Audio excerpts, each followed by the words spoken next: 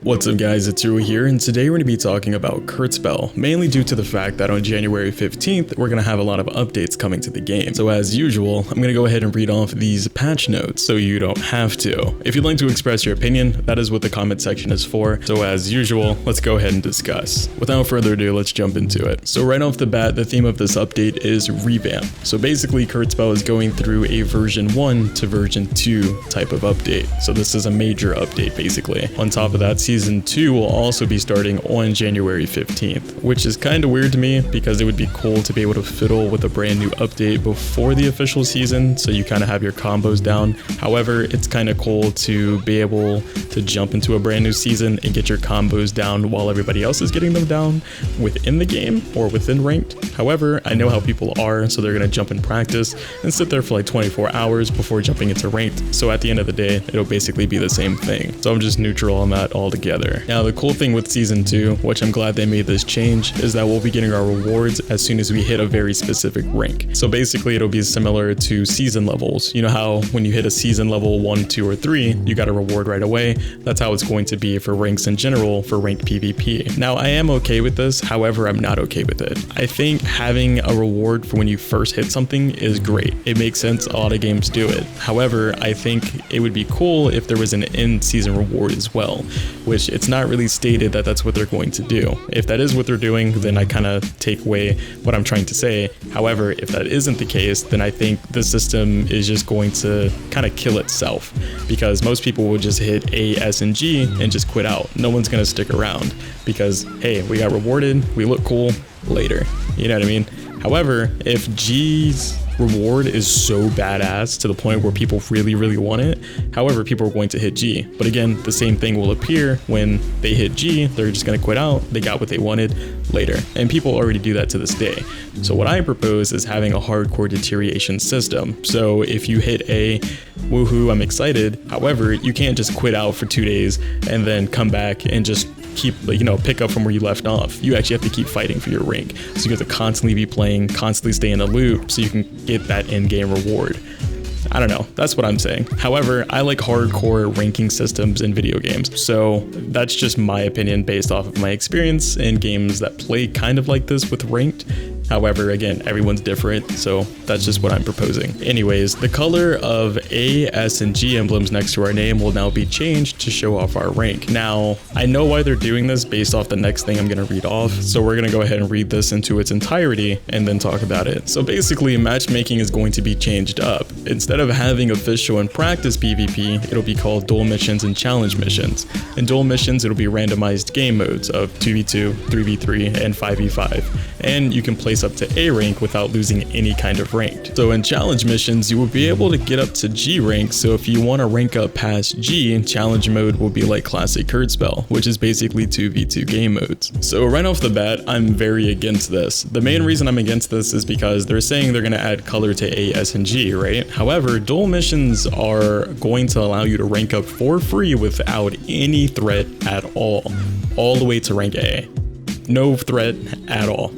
Period. You can't lose rank. So everyone's going to be one color at one point, which makes the whole color system dull and boring because everyone will be the same color. Now, in my opinion, to make the whole color thing really matter, or even a little bit better, one, add something called low tier ranks, which is basically going to be E all the way to B5. Those can have different colors if you want to, or you can just make them all one color. However, if you're at B5 and you want to get to A1, you have to do a challenge mission when it's time for your promotion.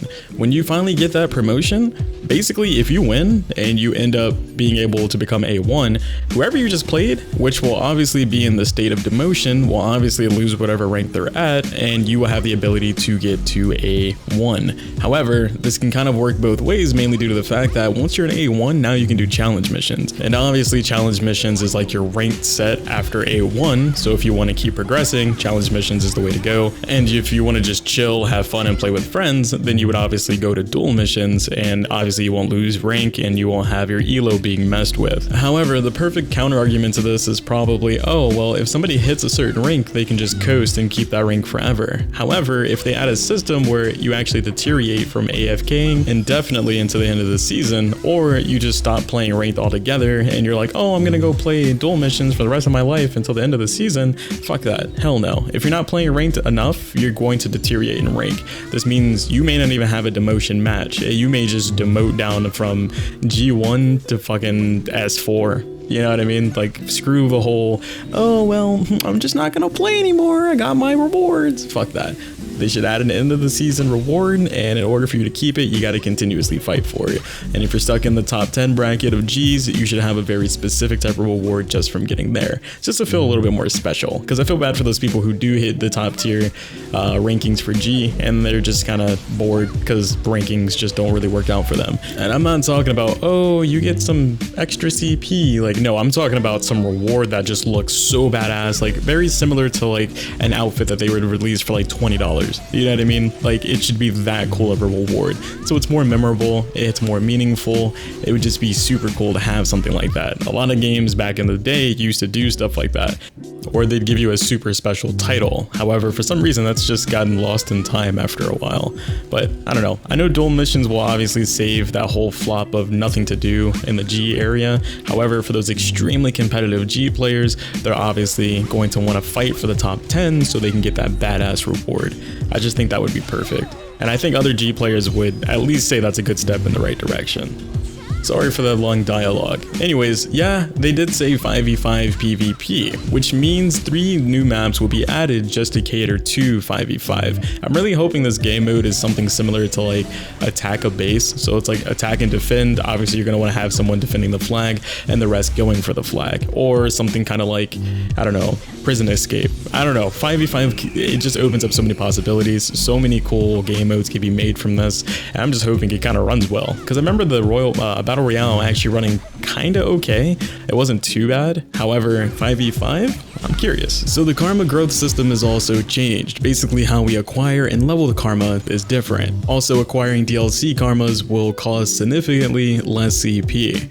Now, basically, you have to grow the karmas to get the skills. Those who have already gotten the skills maxed out will start off at level 4. Instead of getting skills as items, it will automatically be given and registered to your character. Karmas can grow to level 5. If you already have all the skills unlocked, you keep it. I think this makes more sense. I actually wish they did this in the very beginning because it makes sense to do this because every game does this. There is no reason to be different and tie it to the affinity system. So the more you use something, the more you unlock for it. It makes complete sense. On top of that, for those people who've always complained about DLC karmas being so expensive, well, guess what? Now it costs less CP, so it's not going to take as long to grind for DLC karmas, which is perfectly cool. It's awesome. Congratulations. Also, no more affinity grinding system. The affinity system is completely gone, which means now you basically level up and grab your skills. So on January 15th update, you will get all affinity related items associated with NPCs if you didn't get them previously, except for Ensure as well as Cream Pie. I'm sorry, I meant Crim Pie.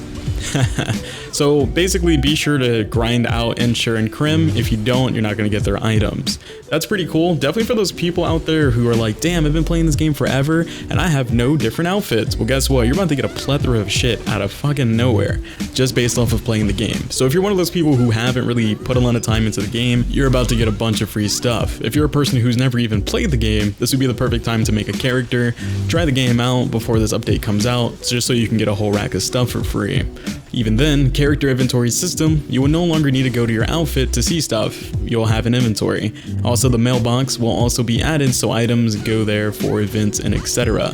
Also, there will no longer be a Steam inventory, but you can still withdraw your items, but you would no longer be able to transfer items between characters. So basically put all the items in your Steam inventory and decide how to distribute them after the update. So basically your other characters are going to be separate characters in terms of outfits and stuff like that. So if you want one character to have one thing and the other character to have another thing, then you're just gonna have to split these outfits and these pieces of gear and all this stuff to basically match what you want. So I did see a lot of people get upset about this when they were streaming this. I don't know, I'm a little indifferent, mainly due to the fact that I did have another character, but it's on a completely different account, so it's not going to affect me in any shape or form. However, I understand the fact that you guys bought another character slot thinking, hey, I can always always just trade outfits over and stuff like that, so that my guy character would look cool in this outfit while my girl character would look cooler in this outfit. I completely understand when you're coming from in that regard, but other than that, it doesn't really make the other character slot useless.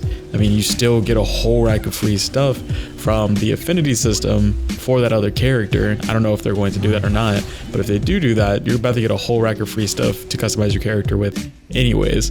And on top of that, if you just throw it in your Steam inventory now and add it to your character later, it really wouldn't be that big of a deal. So you can preemptively do it. You know what I mean? It's not like you can't preview items like it was in the past. You can preview every item.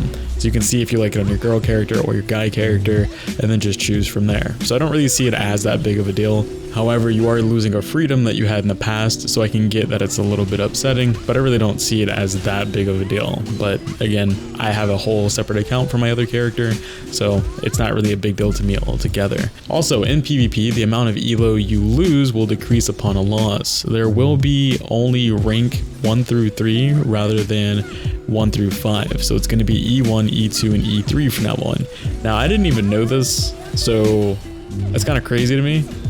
I don't know why they did that though. I thought it was fine where you had to basically earn 5 ranks, but the fact that they changed it to 3 makes it a little bit quicker to gain rank. However, I don't really know how to think about this, because I mean, E1 to E5, it just made things a little bit longer. However, if it's E1, E2, E3, that means it's going to take a very long time, I hope, to get from E1 to E3. If they don't do that, then achieving G may be a lot easier than what it was before. However, that also means the amount of elo you lose would be a fuck ton compared to before, because it's so easy to get to these ranks. So that means like a couple losses, like maybe like 2 losses can basically be demotion time for your 3rd match. I don't know. I don't know if I'm against this or for this. I feel like the more ranks, the better. I don't know, from all the fighting games I've played in general, like I know this isn't like a traditional fighting game, but every fighting game that I've ever played, having a lot of ranks to it made things really fucking badass. Like, holy shit, this dude's a U? Like that must have taken like a fucking full year, you know what I mean? Or he became a star. Like you went from letters to stars, my guy, like that's crazy. But now it's just E1 all the way to G, and G doesn't really take that long if you play for a full week and you're actually with a good duo. I don't know. I have mixed feelings about that, but I'm not upset. I just need to see how it plays out. Also, there is a new currency that will be added to the game, which will be gained after completing missions, and this will be called DP, which I'm pretty indifferent to this because I don't know how it's going to play out. We're also going to have a CP shop. Thank fucking God. I've been talking about this since like day 1. I thought it would have been super cool if they had a CP shop, and instead of having a bunch of supply boxes, you'd be able to purchase certain things out of the CP shop to be able to just do whatever you want. There was a video where I was talking about, not the current state of Kurtzpel, because that was previously, but I think it was just kind of a patch note type video, and I was talking about what things they could possibly do to make the game better, and I brought this up way long ago, so the fact that they're actually doing it makes me super fucking excited. Also, they're adding a cash shop. And with the cash shop, they're going to be adding a currency called KP.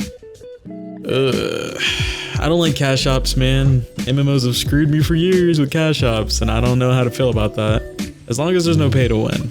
You know, if it's still cosmetic based, then this is just a way to basically look at the cosmetics, but in game, then I'm okay with that.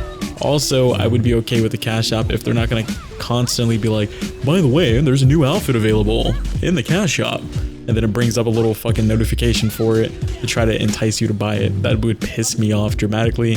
I hope they don't do that. But yeah, cash shop, it could be a good thing or a bad thing. As long as it stays cosmetic, I'm fine, I don't care. PvE will also be separated into group missions and daily dungeons. In group missions, you will be fighting random enemies with 3 to 4 members. Oh. Okay, they're making it bigger. I like that. In daily missions, you will also be fighting set bosses randomly each day, like a big boss with 6 members, similar to Calamity Raid. Huh. That's cool. So they're technically expanding upon PvE, not in a dramatic fashion, but it's big enough, and I'm perfectly okay with that. I'm behind that. Item modifications will be removed from the game completely, and all accessories will have something called ability slots. You can no longer choose stats, instead you will get an ability slot. You will retain your max current stat on your accessory if you have the max set stacked max. Fuck, that's a lot.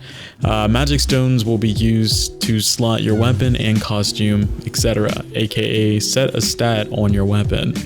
Okay, so that makes things a little bit more streamlined. It makes things less complicated, I guess. I don't really know. It makes things a little bit more simple, I guess. So like I said, it makes things more streamlined. It's simple. It's not like, oh, +4 this, +4 that. It's like polishing the game up a little bit. So I'm okay with that. It's not a big deal. I don't even think that's like something someone can get mad about. Satea's, I don't know how you say her fucking name. Basically the gear that's invisible, it's now been added. I don't know what that means. I don't know if that's going to be added to like CP shop. If so, thank God, because I'm trying to be naked forever. After January 15th, new costumes will be gender locked. Current costumes will remain the same. Now I saw some people getting mad about that, or they were making like troll meme things about it. Gender lock outfits aren't really a big deal to me. It was cool with the concept of, hey, you can wear whatever you want, but I understand why they're doing this, because sometimes you have clipping issues. Sometimes, you know, for male characters, it just completely looks off on the guy character and it looks perfectly fine on a girl character. I think a good example of that would be like, I don't know, I think I've seen a skirt on a guy character and it just looked fucking off, like completely off, like the waist part of it. But for girls, it fits perfectly fine. So I can understand them making this change and also keeping everything that was available in the base game the way it is. So if you don't want gender locked stuff, you're obviously going to have to buy all the old stuff that was released in the past. However, if you don't care if it's gender locked, the new stuff from now on will be gender locked. And again, I don't see that as a big deal. I think that's actually kind of cool. Lost pieces and energy will be converted to CP. Thank God. I have a fuck ton of those and never used any of it. Emotes will now be consumable. Oh, okay. And they will also be bound to your character and it will no longer be an item. Is that a bad thing? I mean, it's not a big deal. I don't see that as a big, like, I'm indifferent to that too. Like, I don't know. It's a lot of takeout in this update. No more stat customizations. Everyone has the same stats, so everyone will be locked to 5555. Now this doesn't mean current stats are going to be 555 and they're all going to be the same. It'll be karma based stats and it will be modified. Yo, seriously, I swear the GMs watch my stream on the DL, because this is something that I've brought up specifically in my stream multiple times. Every time I vent, I talk about this and I always run over it the exact same way.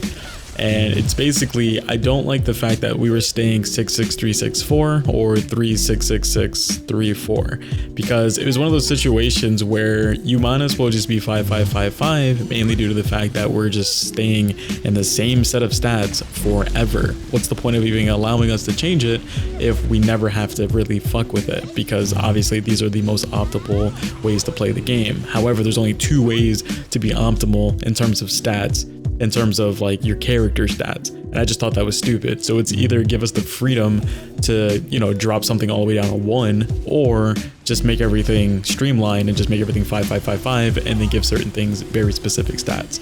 So I'm glad that they're going with the second thing that I said and making everything based off of very specific stats. Now obviously they didn't see my stream and they were like, oh, Hero said this, so let's do that. Like, obviously they didn't do that, but it's something that I've been preaching to the choir for God knows how long, so I'm glad it's finally happening. Also, supply boxes are going to be removed, which also means no RNG. So everything's going to be in the CP shop or the cash shop, which I'm neutral in this. It's not really that big of a deal. If the cash shop always stays cosmetic and nothing else, I am perfectly fine with that. Also, the rebirth ticket will be cut in half. So basically, name changes will have its own ticket, and then the appearance change will have its own ticket, and this will also be cheaper. So one thing to take note of is that you won't lose your rebirth if you have it right now. If you do, you're just not going to be able to purchase it again. So personally, I highly recommend you keep it till after January 15th to double check if you want to keep certain things on your specific character. Because if you guys remember, you're going to have to move everything to the Steam inventory anyways. So if you jump in game, you look at the outfit pieces. If you like more of the outfit pieces on male characters, then make a male character with the rebirth ticket. And And if you like everything on girl character, then obviously make a girl character and make sure you keep everything on that girl character. Because again, everything from now on January 15th will be gender locked. So keep that in mind. All right, so for the huge changes, we have season levels. Now they're still going to be in the game. They're obviously still here, but it's going to be a season pass on top of the season levels. So there'll be a free one that we currently have basically, and then we'll have a paid one. Now, knowing how people are these days, obviously they're going to be upset. It's another thing you would have to pay for just to get more cosmetics. However, this is a cosmetic focused type of thing.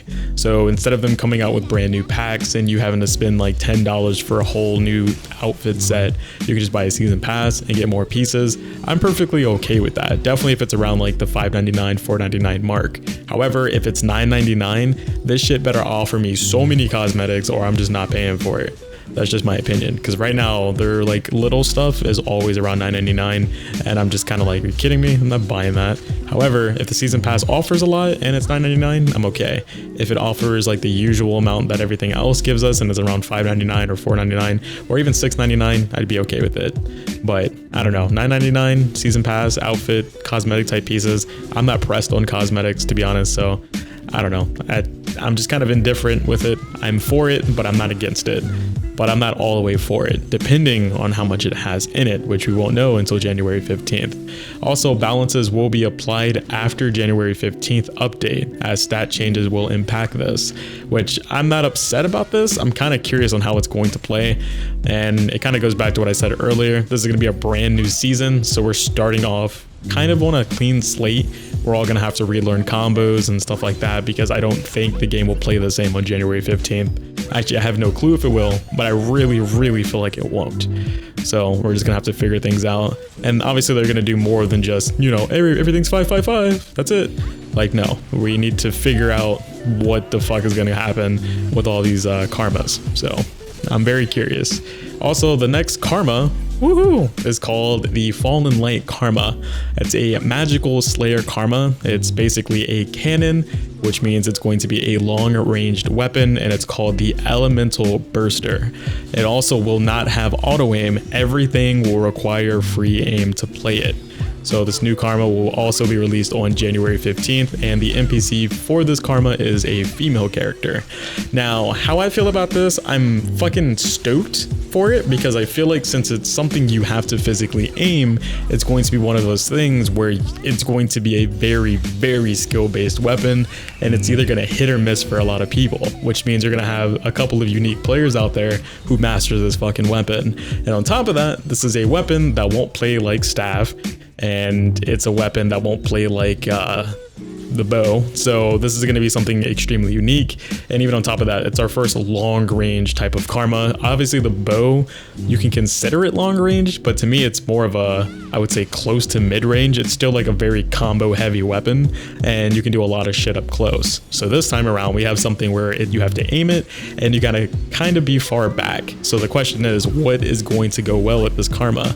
Personally, since it's a slayer, we're gonna have to have some kind of breaker, and the only other breaker I can think of is probably, I don't know, the hammer maybe. However, the stats are different now, so we're not gonna just have a build that's locked into magical stuff. Now, one karma is technically going to be a class. So actually, fuck, I didn't even think about that. So we don't even play with karma or weapons anymore. We're playing with classes now. Oh shit.